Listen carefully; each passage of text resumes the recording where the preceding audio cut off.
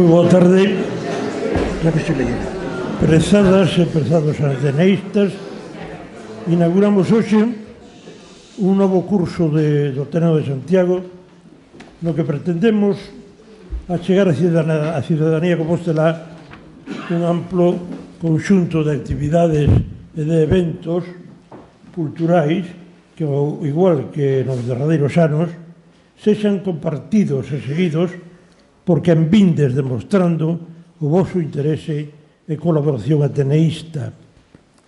Deste xeito, nesta sesión, comenzamos o noso ciclo máis emblemático, os luns do Ateneo, coa conferencia Bárbara Strozzi, a voz misteriosa, que estará impartida por ilustre musicólogo e xornalista especializado en música clásica Stefano Russomano, e que ven abrir o Festival Ateneo Barroco 2019, unha nova iniciativa no proceso cultural que durante os vindeiros días encherá de música antigua e barroca algún dos escenarios máis relevantes da nosa fermosa urbe armónica de pedra e que agardamos que sexa extraordinariamente ben acollida polos seus habitantes melómanos.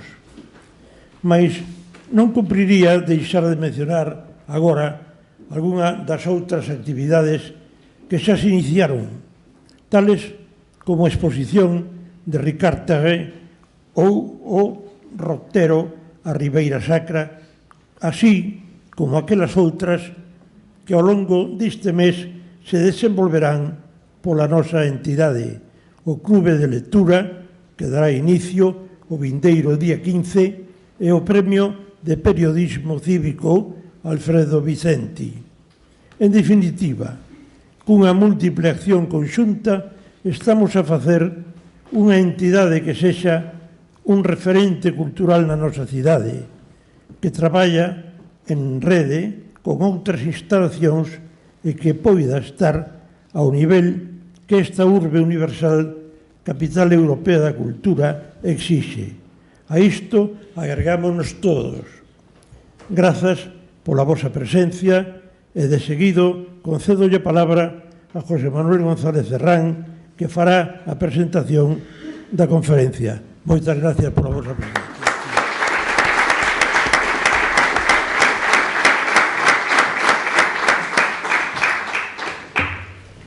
Buenas tardes, muchas gracias por venir y bienvenidos a los lunes del Ateneo. Para presentar esta conferencia quiero insertarla dentro de la dimensión didáctica del Festival Ateneo Barroco al que acaba de referirse nuestro presidente. Además de los conciertos que forman parte de cualquier festival, y cuando digo hemos, me refiero fundamentalmente a José Víctor Carou, que ha sido el principal organizador del festival, ayudado, acompañado con la colaboración de Pancho Candela, de Mari Carmen Sánchez Carrera y de mí mismo. Digo que hemos querido que el festival se complementase con actividades didácticas, que no fuera solo escuchar música, sino también aprender sobre música. Y ahí se insertan las proyecciones de documentales que tuvimos la semana pasada, uno sobre el arpa, otro sobre Bach, otro sobre Händel, en las charlas que tendremos en cada concierto con los músicos, donde antes del concierto, a las 6:30, hablarán del instrumento que utilizan, pero como actividad didáctica fundamental hemos querido que el festival, y con él este curso del Ateneo, se abra con una conferencia relacionada con esta programación del festival. Entre los conciertos, el del próximo viernes, día 11, del grupo Resonet, Mercedes Hernández va a interpretar cantatas, lamentos y canciones de la compositora veneciana Bárbara Strozzi, de quien este año se conmemoran los 400 de su nacimiento. Por ello, hemos querido que la conferencia fuera sobre Bárbara Strozzi y para ello hemos contado con la reconocida autoridad de Stefano Russomano. Stefano Rossomano hizo estudios de musicología en la Università degli Studi di Milano, en Milán. Ha sido coordinador de la sección musical del suplemento de cultura ABC, del diario ABC, crítico musical en diversas revistas especializadas y en concreto en la revista Scherzo, donde ha publicado un interesantísimo artículo sobre Barbara Strozzi. Colabora en distintos festivales e instituciones musicales y ha publicado ensayos sobre música, Dante Alighieri y la música en el 2009, La música invisible en el 2017. Ha traducido del italiano al español y ha escrito un extenso prólogo a este libro, El teatro a la moda, de Benedetto Marcello, que es un interesantísimo panorama irónico, sarcástico, caricaturesco de lo que era el teatro, la Venecia de aquel tiempo, no solo el teatro, sino los cantantes, los músicos, los acomodadores, el público. Para quien quiera entender cómo era aquel teatro, les recomiendo y sé que disfrutarán, como yo estoy disfrutando con la lectura de este libro traducido y estudiado previamente. El estudio de Stefano ocupa casi tanto como el propio texto de Marcello. Pero también, y es lo más reciente, ha publicado el año pasado una novela, El concierto, cuyo argumento, según él mismo me resumía en un reciente correo, se basa en un hecho real. El pianista italiano Arturo Benedetti Michelangeli ofreció a principios de los años 70, en un crucero por el Mediterráneo, un concierto que es su único concierto de cámara del que hay grabación. La ficción de esta novela reconstruye el acontecimiento a través de otra persona, un violinista y admirador de Benedetti, que se ha embarcado y que quiere escuchar ese que quizá podría ser el primer y único concierto de cámara de ese gran pianista. Este es el tema, el asunto de esta novela, El concierto, que Rossomano ha publicado el año pasado. La conferencia, como dice el título, se titula Barbara Strozzi, la voz misteriosa. Tienen en el programa del festival una brevísima síntesis de lo que trata la conferencia, y como no se trata de pisarle al conferenciante su conferencia, sino dejar que la de él, le doy la palabra con nuestra bienvenida al Ateneo.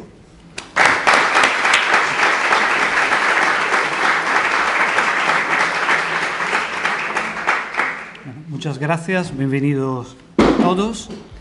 Yo podría empezar esta conferencia diciendo que si esa misma conferencia hubiese tenido lugar hace 25 años, probablemente habría durado 5 minutos, porque lo que sabíamos sobre Barbara Strozzi era prácticamente nada. Sabíamos pues, la fecha de nacimiento, de muerte, sabíamos muy pocos datos, pero los hechos relativos a su vida eran para nosotros prácticamente desconocidos. Todo el trabajo que se ha hecho de profundización y de descubrimiento de lo que ha sido su trayectoria vital se debe a un trabajo realmente reciente, emprendido sobre todo y protagonizado por dos musicólogas, que son Elle Rossand y Beth Glickson, que han ido escarbando entre los documentos de la Venecia del siglo XVII y han ido encontrando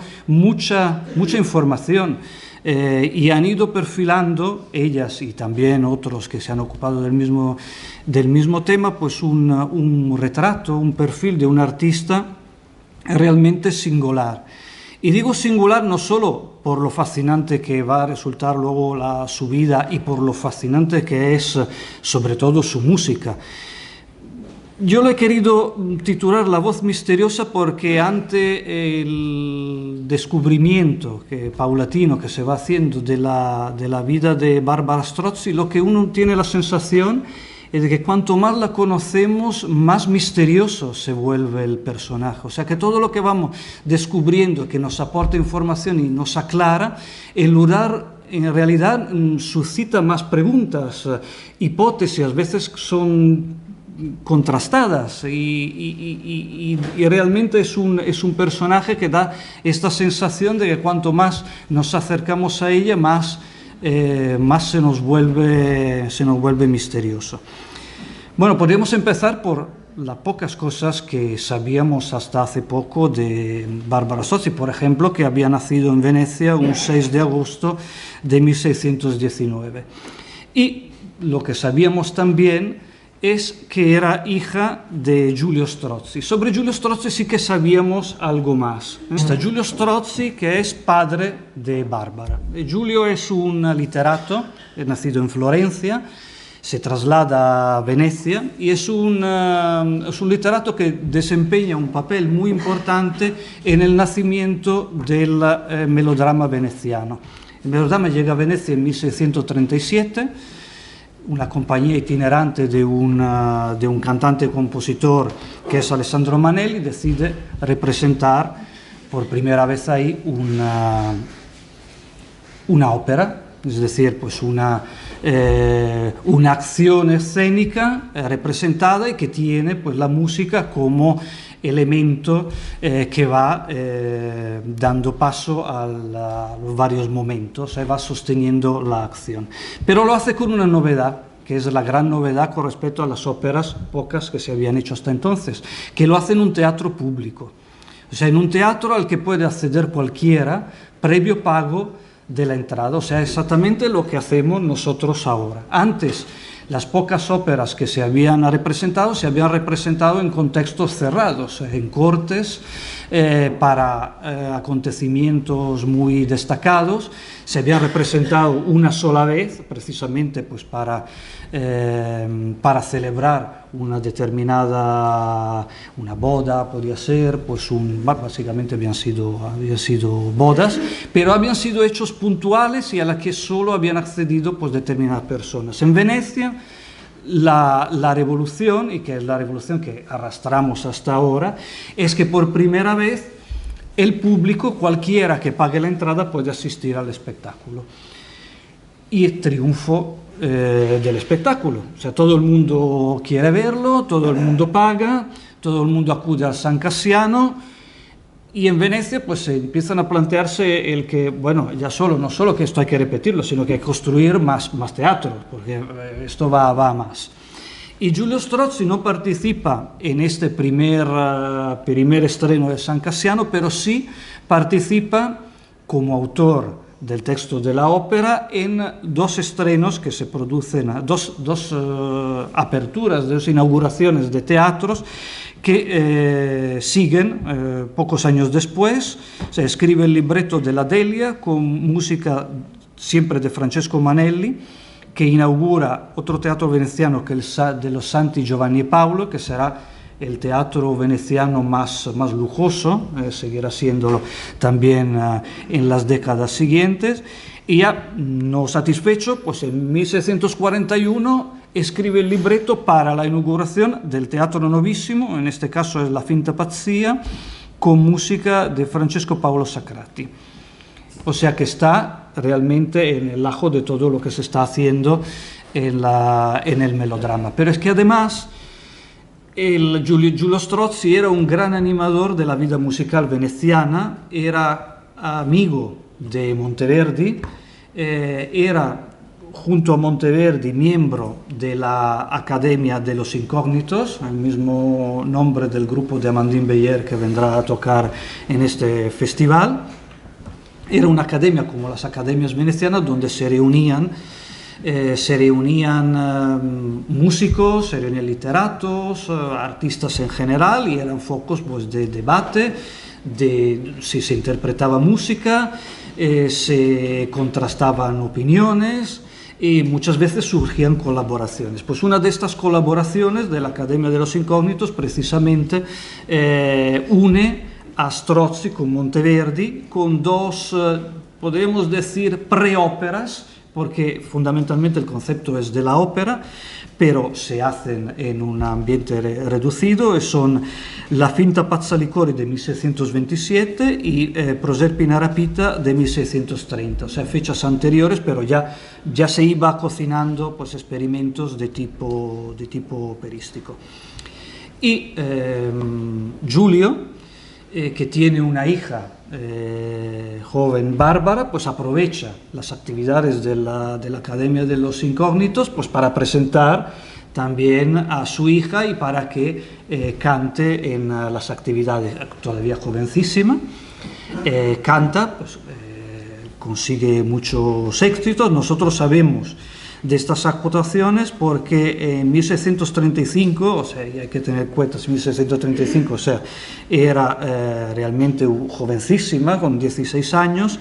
A Bárbara se le dedica el compositor Niccolò Fontei, que era uno de los miembros de esta academia, pues dedica una colección de músicas, Bizarrie Poetiche, donde pues en la dedicatoria nos explica que efectivamente Bárbara, pese a ser tan joven, pues ya actuaba en el ámbito de esta academia, y que elogia pues su canto y también elogia pues, de paso su belleza.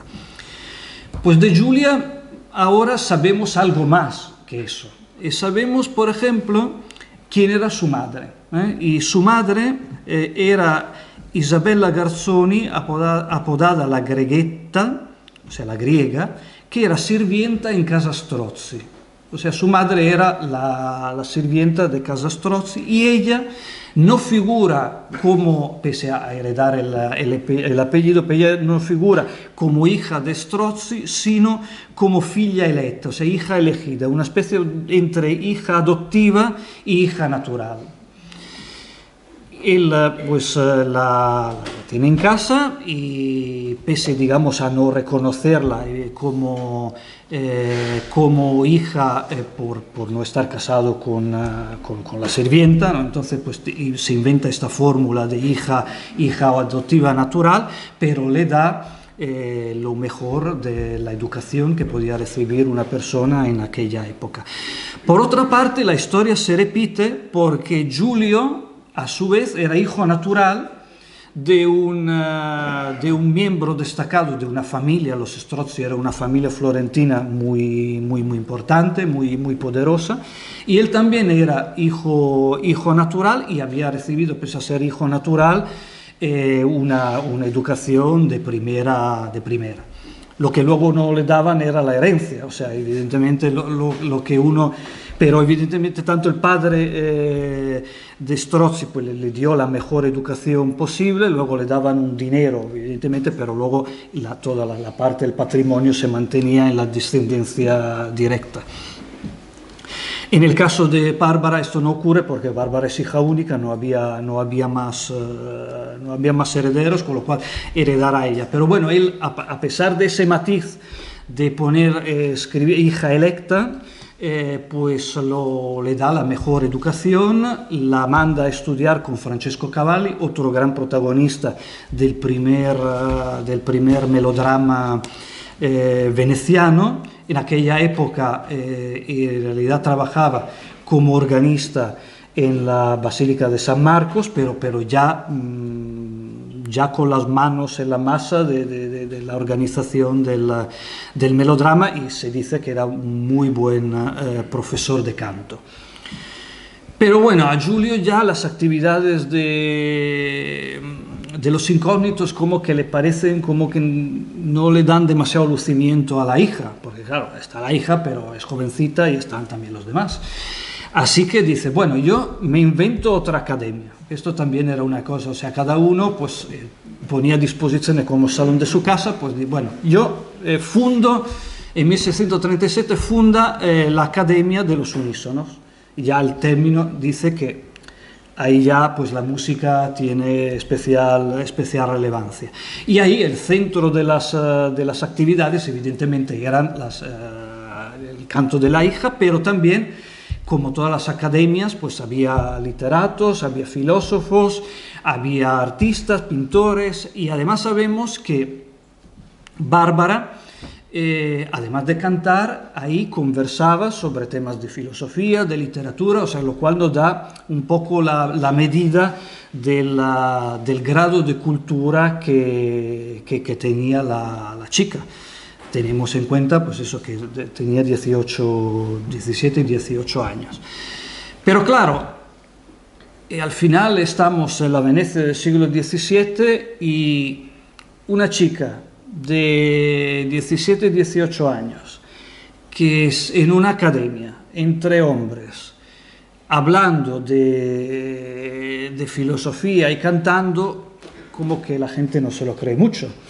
Entonces empiezan a salir pues manuscritos satíricos ese mismo año, sátiras y otras colecciones para la Academia de los Unísonos en casa de Giulio Strozzi, donde de manera absolutamente malévola se viene a decir que, bueno, que además de cantar, pues la chica evidentemente no ofrece solo la hermosura de su canto a los académicos ahí reunidos.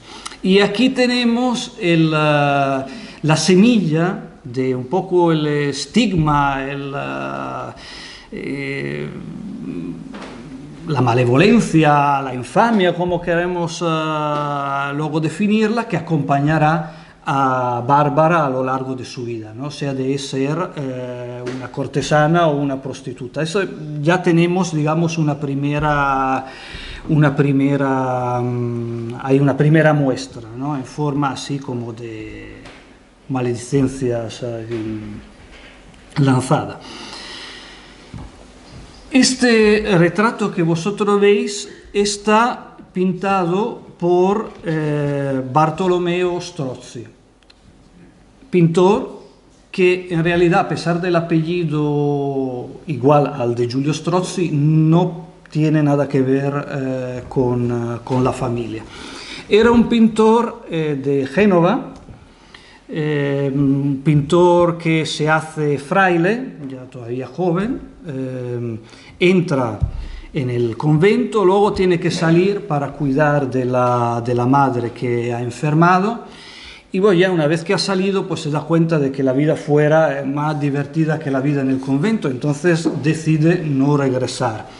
Se enfadan muchísimo los frailes, que ya casi le demandan. Y él, pues ya al no volver, tiene su gran vocación es la de pintar, y entonces empieza a pintar. Pero entonces ahí se enfadan los pintores de Génova, porque resulta que no estaba escrito en el albo de los pintores, porque ahí todos los pintores tenían que primero ir a un taller, o sea que había que seguir toda una especie de currículum, de íter, para luego poder ser aceptado. Él era como autodidacta, pues no había estudiado, pues empieza a pintar. Entonces, entre los frailes que se quejan de él y los pintores que también se quejan de él, pues de Génova se va a Venecia. Y en Venecia ahí puede explotar su vena de artística. Además es un pintor que hereda mucho el trazo de la escuela veneciana, hay influencias también de la pintura del norte, pero es un pintor realmente que al adoptar y al asimilar muy bien el estilo de la pintura de la tradición veneciana, pues se consigue mucho éxito.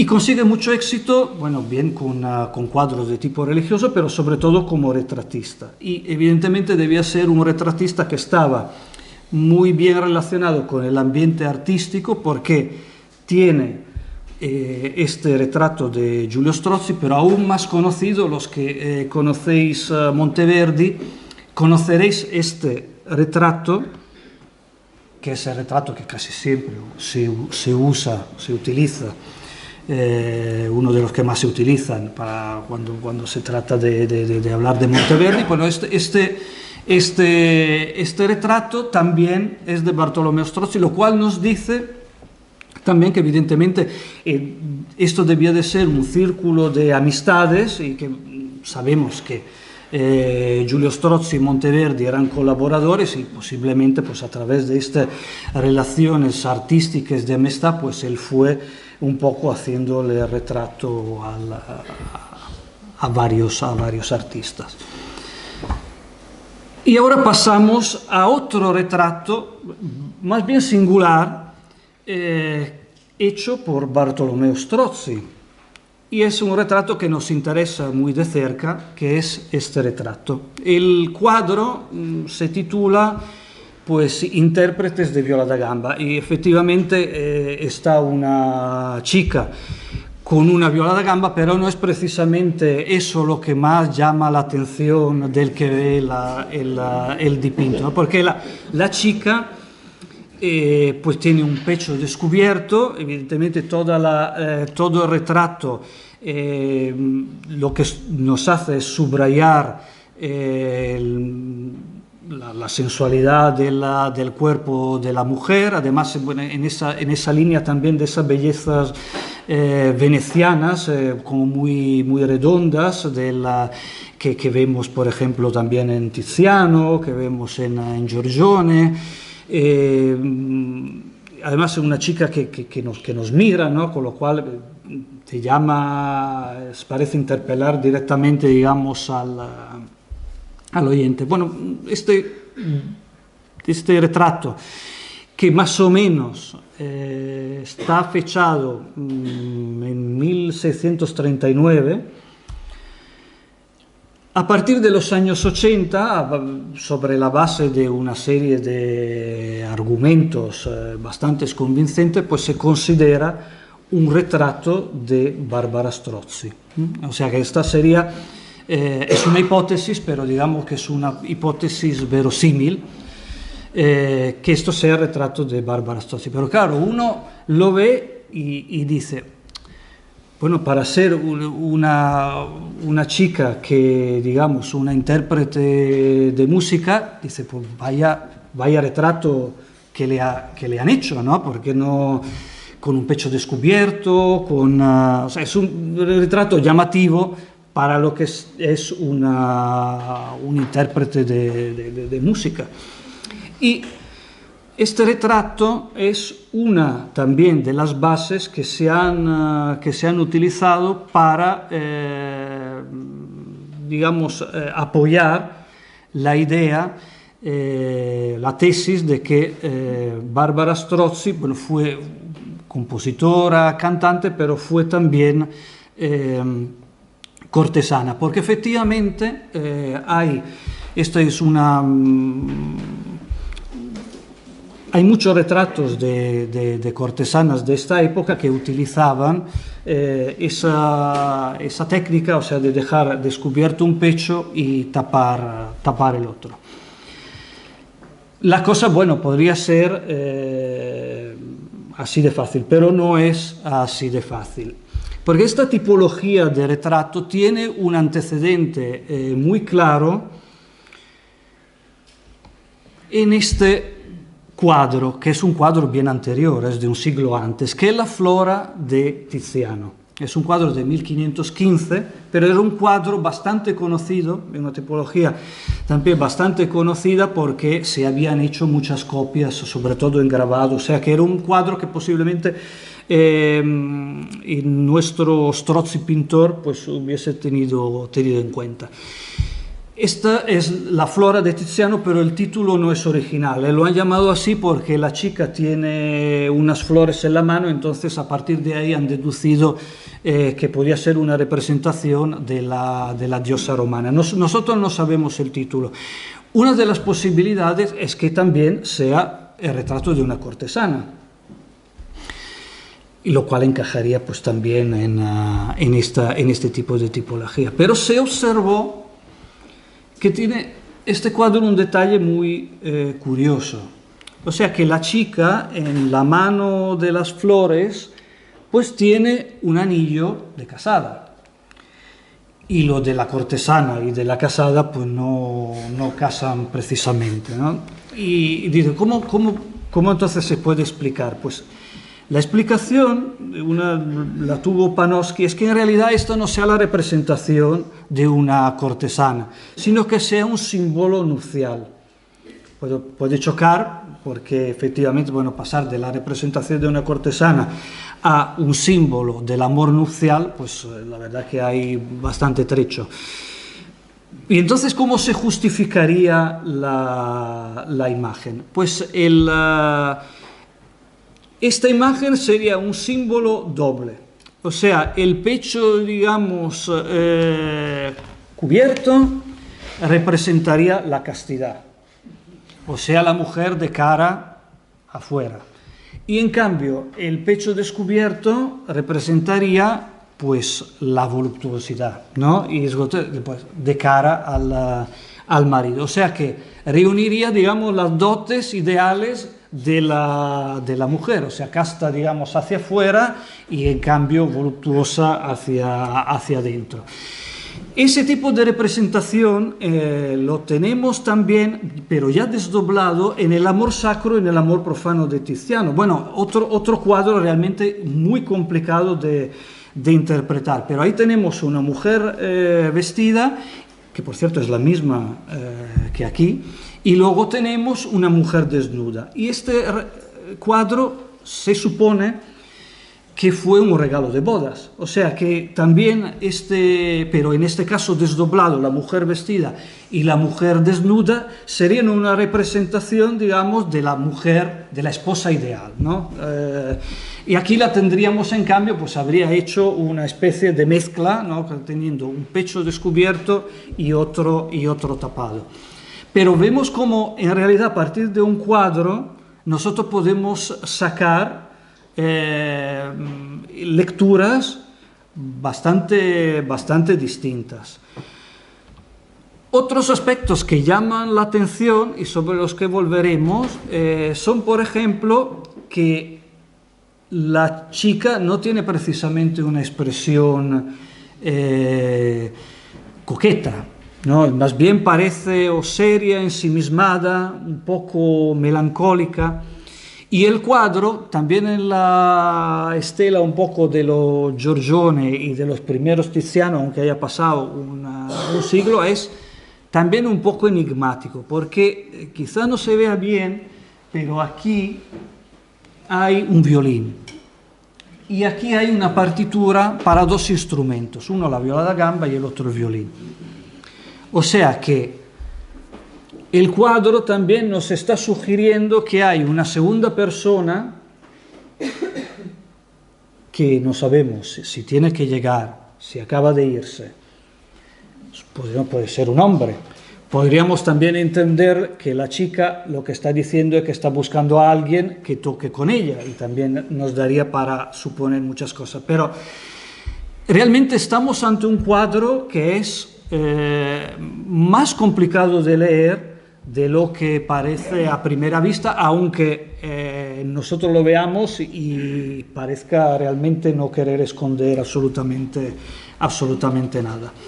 Pero los que sostienen que Barbara Strozzi fue una cortesana, pues se apoyan también en otros documentos. Pues uno es bastante interesante.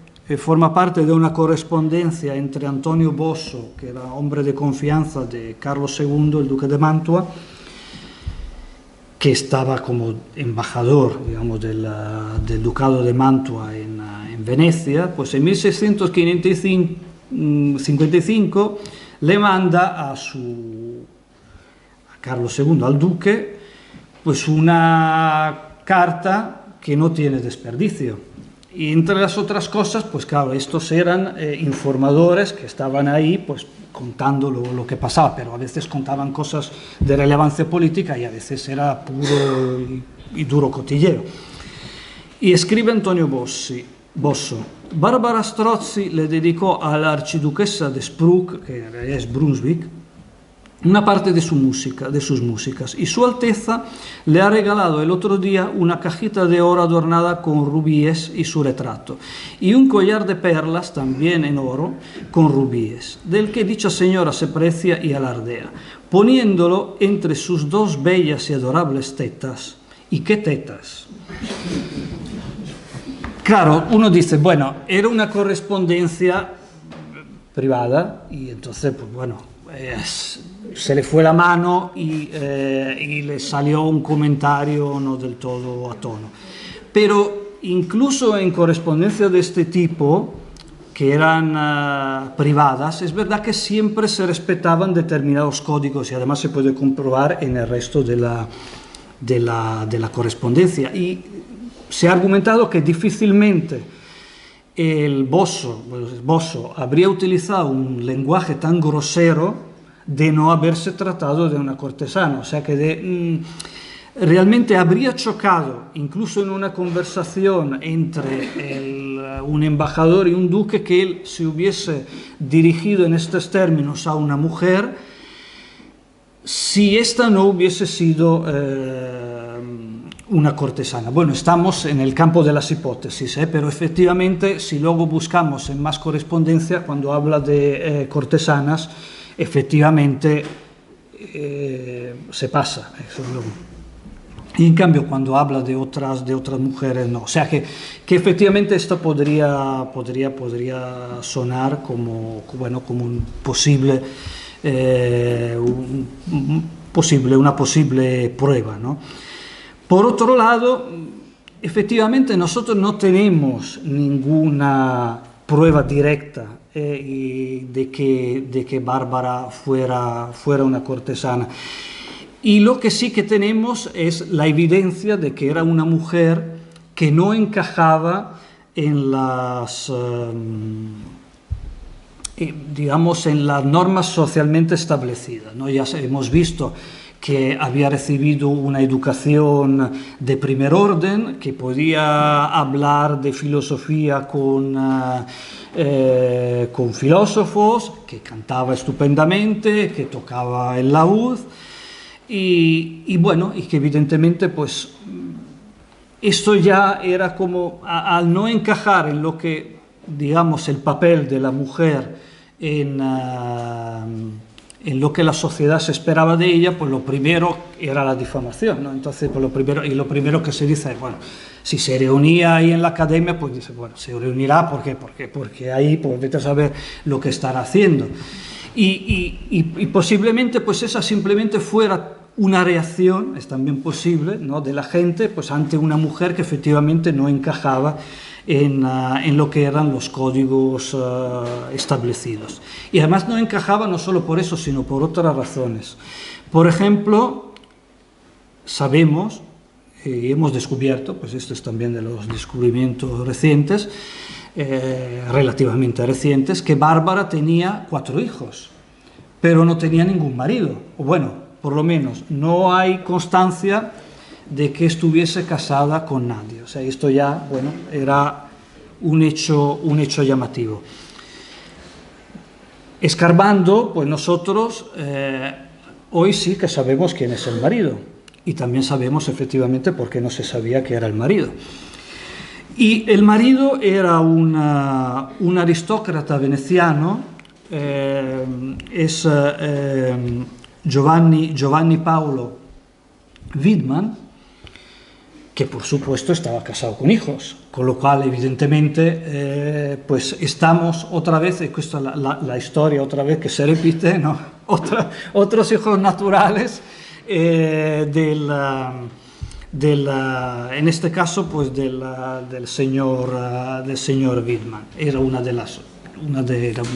familia aristocrática de las más destacadas de Venecia. ¿Cómo hemos pillado al tal Widmann? Pues porque resulta que en actas notariales Widmann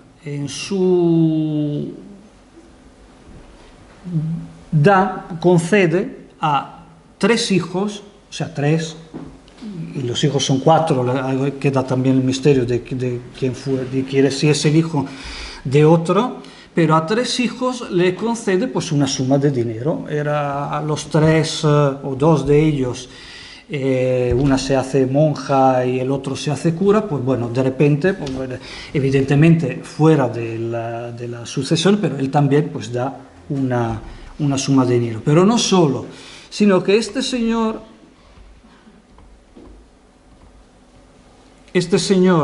que es Martino Widmann, que es el hermano, cuando muere en su testamento da otra suma de dinero también a los hijos, sin que haya ninguna justificación. Entonces, lo que de ahí se ha deducido es que posiblemente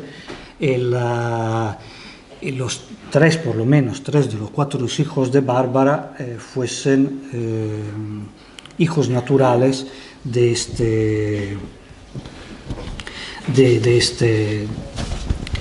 este aristócrata. Que, por cierto, a ver si adivináis quién ha hecho este retrato. Bartolomeo Strozzi. O sea que al final nos vamos encontrando como que el mundo es pequeño, o sea, se van tejiendo como una especie de relaciones así ocultas, pero es que al final ya vemos como Bartolomeo Strozzi, no sabemos si porque aconsejado por uno o por otro, pero al final va como haciendo poco a poco el retrato de toda la familia. Pero yo creo que deberíamos también un poco, hemos visto y no visto, o sea, al final, si es o no es Bárbara una cortesana, pero también deberíamos un poco explicar qué significaba ser cortesana en Venecia en el siglo XVII, en el siglo XVI, también en el XVII, porque claro, nosotros lo juzgamos con la mentalidad de ahora. Y la Venecia del finales del siglo XVI y principios del siglo XVII era una ciudad muy peculiar en temas de prostitución. Bueno, Venecia en el siglo XVII y también un poquito antes, era la ciudad con más promedio de prostitutas por habitante. Eso no solo en Italia, sino posiblemente en toda Europa. ¿Y eso por qué? ¿Por qué había tanta prostituta en Venecia? Bueno, eso no porque los venecianos fuesen adictos a la prostitución, sino por un hecho evidente, que Venecia era una ciudad que era una encrucijada comercial. Era una ciudad donde había mucha gente de paso, hombres de negocios que venían ahí, que visitaban. Era una ciudad también que tenía una fama de ser una ciudad así como divertida, alegre, de fiestas, con el Carnaval de Venecia. Tenía ya en aquel entonces mucho turista. O sea que era una ciudad muy, muy visitada, con mucha gente de paso. Y mucha gente de paso en aquella época pues aumentaba mucho la demanda de prostitutas, y a aumentarse mucho la demanda de prostitutas, pues también la oferta evidentemente subía. Pero también tiene una particularidad Venecia con respecto a otras ciudades. O sea, vosotros si visitáis una ciudad y, por ejemplo, yo he venido aquí a Santiago, pues que me he sacado el listado de los hoteles, de los monumentos, de los restaurantes. Bueno, en Venecia se publicaban, y eran publicaciones oficiales, listas de prostitutas. Hay un listado que es célebre de 1575 que es Fattura delle Puttane, y es un listado público de prostitutas con nombre y apellido, calle y tarifa. Porque ¿qué había pasado? ¿Qué pasaba? Que bueno, que los venecianos, que eran hombres de negocios, habían visto que bueno, que si había tanta prostituta y esto era un negocio, ¿por qué no regularizarlo y sacar ventaja económica de esto? Con lo cual nosotros vamos a hacer un listado público, y a partir de ahí, pues evidentemente, pasamos y cobramos impuesto. O sea que realmente la realidad de la prostitución en Venecia era una realidad pues muy peculiar, y también a partir de ahí había 3 clases de prostitutas. Una que era la de clase baja, que se llama meretrice. Luego había una prostituta que se llamaba di lume, que era de para clases media, y luego estaba la cortesana honesta.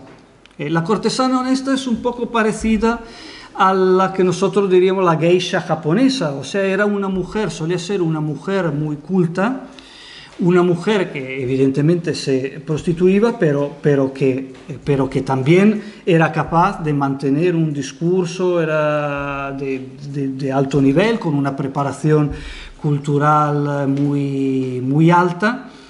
El prototipo de este tipo de cortesana honesta es Verónica Franco.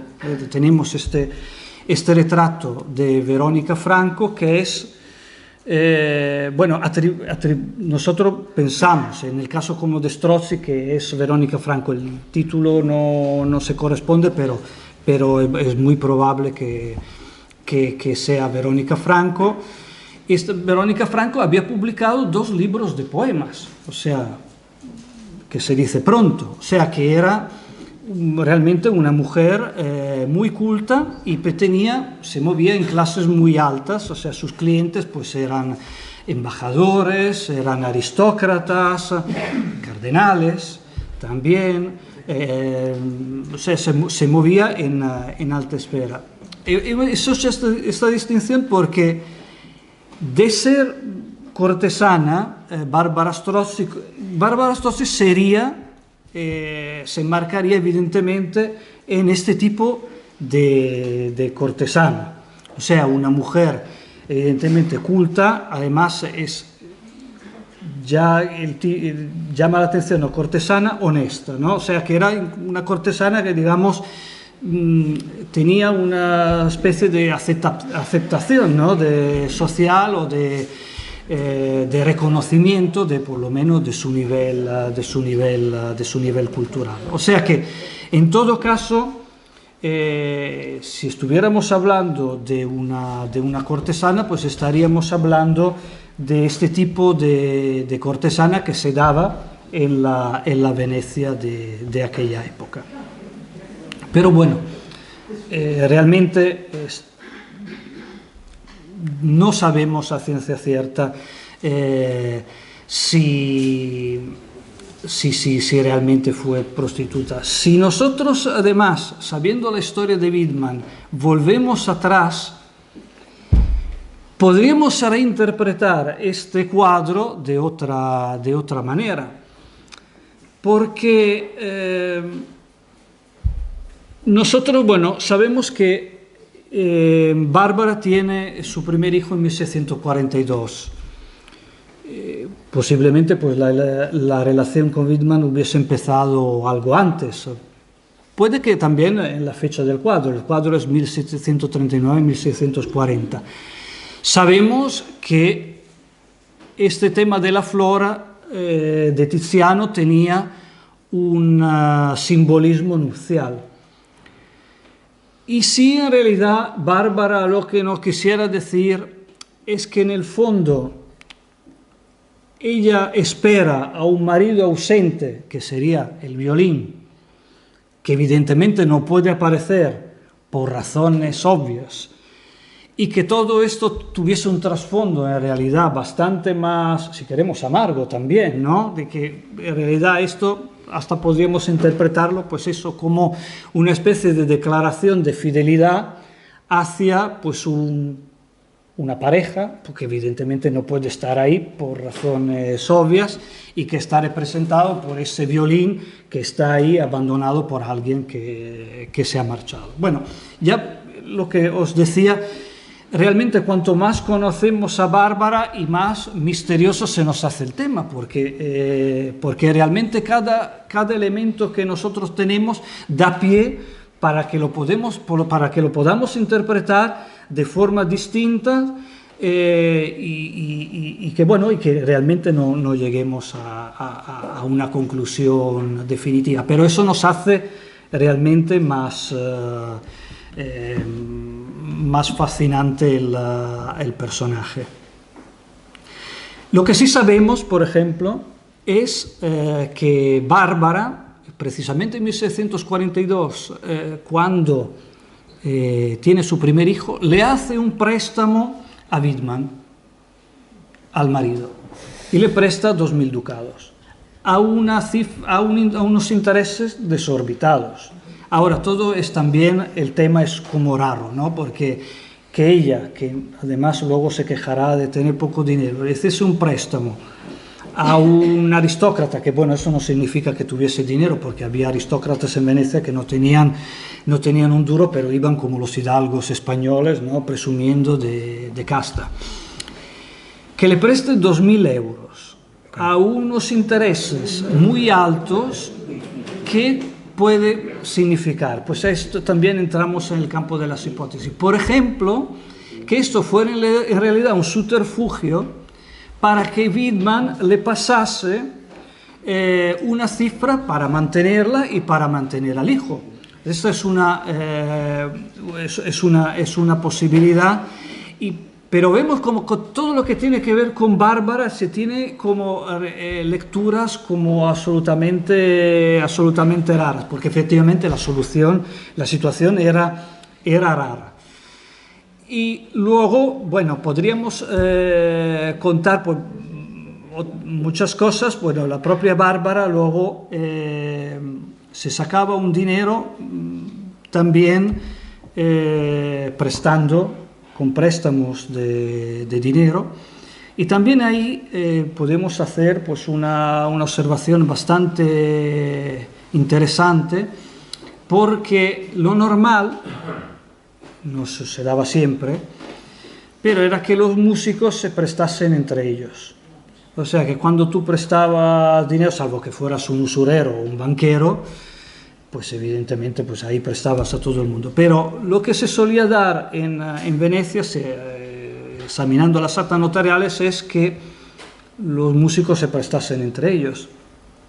Y ahí tampoco Bárbara sigue el molde, porque todos los préstamos que hace Bárbara son préstamos a aristócratas.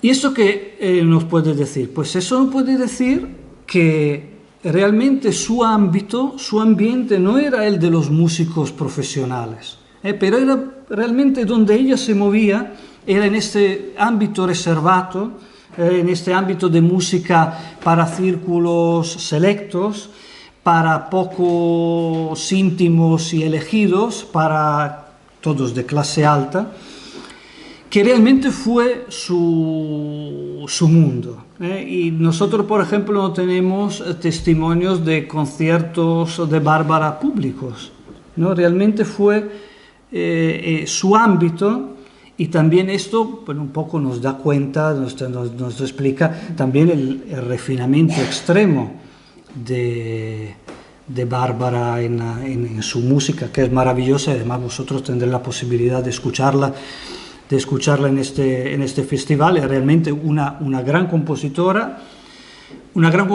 que publicó mucho, y esta también es una rareza, porque una mujer que tocaba en ámbitos como tan restringidos para muy poca gente, y que tuvo una difusión tan restringida, publicó tanto.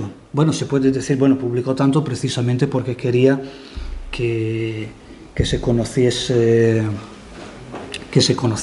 su música. Bueno, es una posibilidad, y efectivamente las publicaciones daban mucho prestigio. Pero ahí también podemos leerlo de varias maneras, porque efectivamente publicar era una iniciativa, publicar música en aquella época ruinosa, porque costaba mucho, no había derechos intelectuales. O sea, una vez que lo publicaba, el que compraba el tomo, tú podías vender tu tomo, pero luego ya que se interpretase 100.000 veces, que se copiase, pues tú ya ahí no ganabas nada, ganabas prestigio. Pero ahí puede estar la clave también de otro aspecto de Bárbara. O sea, ¿por qué publicó tanto? Y se publicaba por varias razones, ¿no? Por prestigio, pero a veces se publicaba para encontrar trabajo.